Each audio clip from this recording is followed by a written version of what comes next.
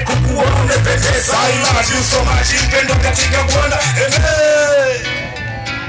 Wambie mimi kwangu mambo yangu yako shwari, msijui vipi kwenu lakini msijali.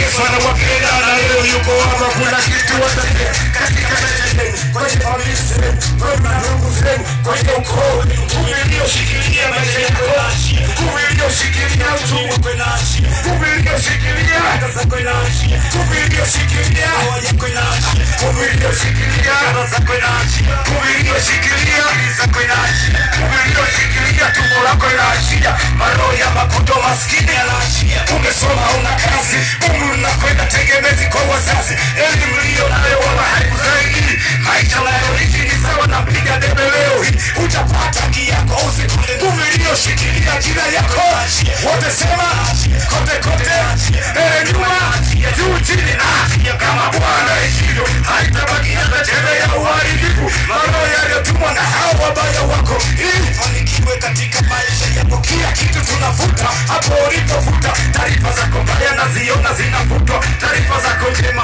upya zinaandikwa. Hakuna kufa wala kuzama, kwamba tutazidi kustawi tupo ndani ya Yehova. Mungu ni sawa Yesu akiwa Yesu, siri ya mafanikio ndugu ni kumuamini. Ona washaka kwake hakuna matata, usalama wa kutosha kwa Yesu tunapata. Yeye ni pendo kweli, anapenda watu na maana alikuwa tayari kutolewa kwetu. Yesu ni pendo kweli, anapenda watu na maana alikufa kwa ajili ya dhambi zetu. Bwana Yesu asifiwe.